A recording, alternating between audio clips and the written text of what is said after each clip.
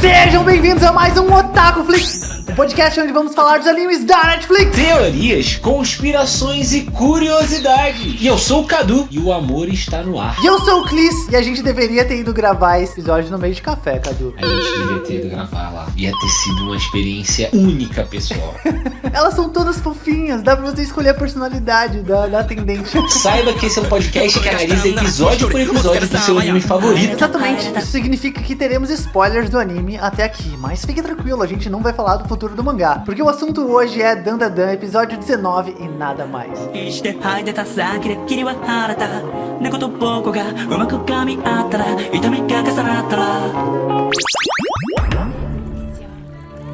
Ai, que delícia. Você tem que falar mais Ai, alto, que Momo. delícia. Ai, que delícia. Não, parece que tá uma delícia. Ai, que delícia. Coloca Ai, que mais delícia. amor nisso. Ai, que Isso, delícia. desse jeito. Cruz, credo. Você tem que se esforçar mais. Da próxima vez, solta mais essa voz, tá? Eu vou te matar. Obrigada pela gentileza. Cadu, por onde a gente começa esse episódio? Vamos falar do meio de café? Aproveitar que a gente não foi no meio de café, cara, eu tô muito chateado, a gente deveria ter ido lá gravar. Eu acho que a gente tem que ir fazer um episódio de encerramento dessa segunda temporada. Um episódio temático, cara. A gente vai, mostra como que é o meio de café, a gente fala o que a gente espera pra próxima temporada de Dandadan e do que a gente achou dessa segunda temporada. Então você tá me devendo um meio de café. Fechou, não. a gente tem que ir lá, A gente tem que ir lá, mas enfim. A fotografia desse episódio é impressionante, é tudo muito bonito. E aí até nessa cena da luta, o Sr. Tatsu ele volta a surpreender. Ele tá mostrando as coisas pra gente, mas ao mesmo tempo ele não tá mostrando. Porque como que é a solução dessa luta? É a Momo cuspindo água quente na cara do Gigi. Uhum. Só que apesar da gente tá vendo o momento onde acontece isso, onde ela coloca água na boca, a gente não vê porque o Sr. Tatsu não mostra. E aí, de novo, uma solução simples para um problema que parecia ser mais complexo. Só que essa luta em si pode não ter tido tanta ação, mas só psicologicamente falando, ela afetou muitos personagens, cara. O Okarun principalmente, né? Porque isso motiva ele a continuar querendo ficar mais forte, né? Mas eu acho que não é só o Okarun, não. Ó, se a gente for parar pra ver, o próprio Gigi, entendeu? Que ele começa a duvidar da capacidade dele e a relação dele do Okarun fica afetado de ambos os lados. A própria Seiko começa a duvidar de que o Gigi possa controlar os olhos demoníacos. O aprendiz da Seiko, que eu esqueci o nome dele agora. O Rock Lee. Que é o cara lá o Rock Lee, lá da Serpente. Também já tá duvidando de que o Shinji consiga dominar os olhos demoníacos, e ele conversa com a Seiko e a interação deles tem uma das frases mais impactantes do episódio. Total. Que é a sua abertura até, entendeu? Então eu vou deixar até pra você falar. Mostrar a realidade também é um dever de um adulto. Olha só a Dandadan ensinando a gente a ser adulto, cara. Exato, cara. E tipo, isso é muito forte, cara. É muito impactante, porque assim... Sim, eu gostei também. Olha o que o Sr. Tatsu faz pra gente, olha como ele ensina a gente nesse sentido. No episódio passado, que a gente poderia ter tido o exorcismo dele, a gente não tem, porque a Seiko decidiu a que não. Seiko olha e fala, olha, ele tá comprometido, então vamos dar uma chance. E aí no episódio seguinte, ela já olha pra decisão dela e fala, puta, também é responsabilidade de um adulto, sabe? Falar a realidade. Então, tipo, por mais que seja legal, por mais que, não, ele é forte, ele sabe, tá comprometido e tudo mais, tipo, não é só isso, saca? Sim, e esse personagem do Rock Lee, ele tá justamente ali pra ter um personagem com quem a Seiko possa falar sobre esse espiritualismo que existe nesse universo, né? E ele toca real pra Seiko, né? Ele fala assim, às vezes simplesmente não dá. E às vezes o melhor, se você não fizer nada, eu vou fazer alguma coisa pra exorcizar o Jinji.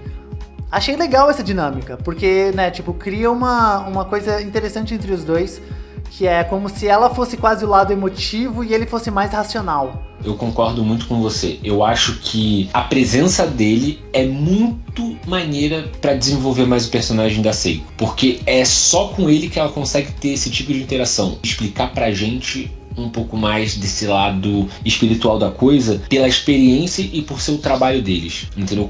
Porque se a gente for parar pra olhar um pouco, A Seiko, ela é como se fosse o mestre dos magos, sabe? Ela tá lá pra passar um ensinamento. É que a figura do mestre, a figura do mestre, ela se divide. Ela se divide um pouco, porque a própria Velha Turbo às vezes faz esse papel também. Né? Eu acho que são dois lados... de um mesmo mestre. São duas vertentes do mesmo espectro. Porque do mesmo jeito que a Seiko é do lado espiritual, a Velha Turbo também é. Só que enquanto a Seiko é mais do combate ao espírito, ao controle, ao exorcismo, um pouco mais do lado humano dessa coisa, desse espectro espiritual, a Velha Turbo já é mais do lado do Oni, sabe? Do que causa, do que faz, do conhecimento, de ser... Tipo o Ryuki, de Death Note, que também vê outros Shinigamis e sabe o que eles podem fazer, como eles são, entendeu? Tem uma interação prévia, tipo, ela faz esse papel. Não, exatamente. E falando em personagens também, cara, eu sinto só um pouquinho aqui, um pouquinho falta de lhe dar mais espaço pra Aira, porque a Aira aqui, ela tá muito escanteada, né? Porque a gente não vê desenvolvimento mais nela, é como se... Não sei se é um pouco cedo pra mim falar isso, mas parece que o autor não sabe o que fazer com ela. Ela tá sempre nas cenas, mas ela nunca, sabe, ela tava no exorcismo, ela tava nesse jantar agora que tava acontecendo ali, e ela é como se ela não tivesse uma voz ativa ou não acrescentasse em nada. Momento teoria do episódio, então. Beleza. Eu acredito que ela tá... Tudo que você falou é real. Ela perdeu importância nessa temporada. Até mesmo um dos principais motivos dela ter sido colocada, que era pra gerar uma dinâmica diferente dentro de um triângulo amoroso dela com o Karun e da Momo, entendeu? Agora já não tem mais isso, porque a gente já consegue ver nesse episódio claramente que o Karun e a Momo já estão num estágio do relacionamento que a Aira já não é mais um ponto de incômodo pra eles, entendeu? Sim, exatamente. Ela é só aquela menina chata que incomoda de vez em quando a Momo. Olhando pra ela desse aspecto e vendo a situação pela qual o Gigi tá passando nesse episódio, eu consigo entender que ela vai ter um papel mais importante daqui a pouco. Eu acho que ela vai ser um suporte pro Gigi muito grande, porque assim, a gente tá vendo ela de forma secundária. O encaixe dela seria tipo criar alguma relação com o Jinji, né? Eu consigo entender isso, consigo ver também isso acontecendo aos poucos, assim. Eu consigo ver ela criando essa conexão com o Gigi da mesma forma que o Okarun desenvolveu com a Momo. Sim, eu acho que é bem possível, Cara, vamos falar dessa cena do camarão boxeador, que ele apareceu de volta. Eu gostei de ver ele de volta aqui. E ele tá disfarçado, cara, com uma coisa que parece uma estética que os alienígenas adotaram, que é esses humanos cabeçudos. Cara, é muito legal. Eu de novo volto a falar nesse episódio. Eu já falei isso em outros episódios quando o Sr. Tatsu apresentou pra gente alienígenas. Cara, é impressionante como ele pega tudo. Olha, eu vou falar desse jeito. Dentro desse folclore, tá ligado? Que é a ufologia. Eu vou tratar desse jeito porque não tem como a gente provar nada, né? Dentro desse folclore que é a ufologia, existem várias expressões, vários conceitos que são difundidos, como por exemplo, os alienígenas estão no meio de nós e eles se disfarçam de seres humanos, tá ligado? E o Sr. Tatsu pega isso e vai colocando pra gente de uma forma muito natural, sabe? Que pra quem conhece esse folclore e sabe desse tipo de coisa, você olha e fala, caralho, olha que forma natural que ele tá colocando. Entendeu? Enquanto, tipo, pra uma pessoa talvez que não é tão desse meio, tipo, só olha e pode achar divertido dentro desse contexto, sabe? De, tipo, fazer ele se transformar. Mas eu acho brilhante a forma como o Sr. Tatsu consegue colocar sempre essas coisinhas, esses toquezinhos dos folclores, das mitologias, das lendas, tipo, dentro da narrativa de uma forma sutil, sabe? De falar sem precisar falar. E o Okarun procura esse camarão boxeador muito por essa motivação dele de querer ficar mais forte agora. Porque assim que acabou essa cena do Jinji atacando sem querer a Momo, o Okarun volta com aquela sensação de que ele precisa ficar mais forte. Então ele busca, tipo, um novo, digamos... Um novo sensei, não, como é que eu posso dizer? Um novo mestre pra tentar deixar ele mais forte. E ele vai atrás do camarão boxeador. Acho interessante isso, é como se ele tivesse assim, tipo, a gente tivesse na pele do Okarun e ele tivesse, sabe, atirando pra todos os lados. Porque no mesmo momento que ele procura o camarão boxeador e é legal ver o camarão boxeador voltar e saber que ele tá ali, sabe, nos arredores da história, ele também começa né, tipo, depois dessa cena ele começa também a querer treinar sozinho. E aparece a velha Turbo. E a gente pode encaminhar aqui mais pro final do episódio já. Porque eu sinto que a velha Turbo vai fazer esse papel de mestre Kami aqui. De ensinar um pouco o nosso protagonista. Eu sinceramente, eu não sei. Eu acho que ela não vai... Eu não consigo ver ela fazendo tanto esse papel de mestre Kami. Eu vejo mais ela fazendo um papel... Porque assim, não é que ela vai ensinar ele a lutar e ficar mais forte nesse sentido, sabe? Ela, pra mim, se eu tivesse que falar alguém, ela seria um Sr. Miyagi, entendeu? Eu ia vai puxar. ensinar o Okarun...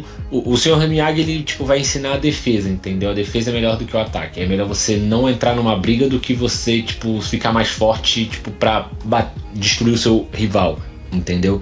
Eu só não falei o Mestre Miyagi aí, o Sr. Miyagi, porque eu não lembrava, mas, tipo, na minha cabeça tava essa referência do Karate Kid mesmo. Então, tipo, é muito essa referência pra mim. Sim, não, eu acho que você tem razão. Eu acho que essa referência funciona mais do que o Mestre Kami. E nessa cena em específica que ele tá ali socando e aprendendo com o gibi, ele tá, tipo, com um gibi super clássico. Mais uma das referências do autor aqui, o Sr. Tatsu, que é Higini Kakeru. É o nome desse mangá que ele tá na mão. E o que é isso, cara? Cara, é um mangá de boxe. É um dos primeiros, sabe, shonenzão de porrada que já existiu. Foi um dos primeiros mangás dos anos 60 que teve golpe nomeado, sabe? Tipo, não existia isso antes. É a principal referência pra Cavaleiro dos Zodíacos, pra você ter ideia. E se eu não me engano, ele também é referência pra um anime de boxe que eu assisti quando eu era mais novo. Hajime no Ippo. Porque o personagem principal dos dois se parecem muito. Mas todos têm o mesmo design, eu acho. Tipo, todos eu acho que devem usar como referência, sabe?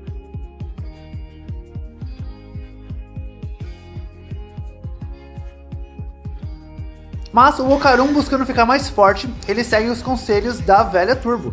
Que eles vão pra escola. Vamos falar desse finalzinho. Bora. Que porra é essa, Cadu? Como assim aparece o Beethoven? De novo o Sr. Tatsu surpreendendo a gente com uma referência clássica, entendeu? Uma referência direta a alguém e transformando numa piada dentro de Dandadan. Engraçado, divertido, cliffhanger interessante pro próximo episódio, pra gente ficar com a pulga atrás da orelha do que vai acontecer, do que esse Beethoven fantasma vai fazer, sabe, com os nossos personagens.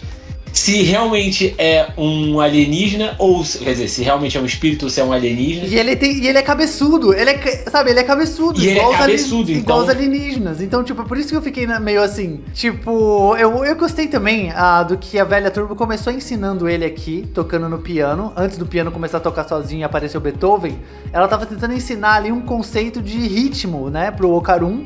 De que o Okarun, apesar de ter os poderes da velha Turbo, o Jinji conseguia performar vários golpes em um compasso de 4x4 ali que ela tava ensinando ele. Eu achei interessante essa ideia. Eu não entendi muito bem, eu não entendo muito de música, mas eu gostei da ideia de como ele simplificou aqui, sabe? O Jinji consegue fazer 4 movimentos enquanto você consegue fazer apenas 2. Você é muito lerdo, garoto, mesmo tendo os meus poderes. Vamos melhorar isso daí. Eu gosto da abordagem, de como, sabe, ele deixou claro ali, colocando essas referências sobre música. Eu gosto de como o Sr. Tatsu aqui, ele abordou essa evolução, assim, sabe? Ele começou a explicar alguma coisa pra gente, sabe? Só pra não ficar, tipo, óbvio, assim, ele é mais forte que você é muito fraco, ele é mais rápido, você não é tão rápido assim, apesar de ter os meus poderes.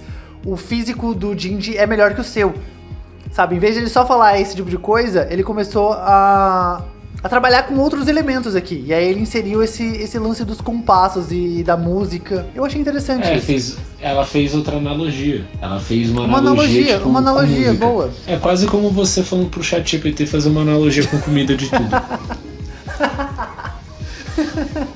É verdade. Mas vamos explicado, pessoal. Então o que a gente tinha pra falar desse episódio é isso mesmo. Vamos descobrir só no próximo episódio o que o Beethoven vai fazer nessa história agora. O que o Sr. Tatsu vai fazer. Então por hoje é só, pessoal. A gente se vê no próximo episódio de Dandadan ou no próximo episódio de Gashi Yakuta. Falou, bye bye.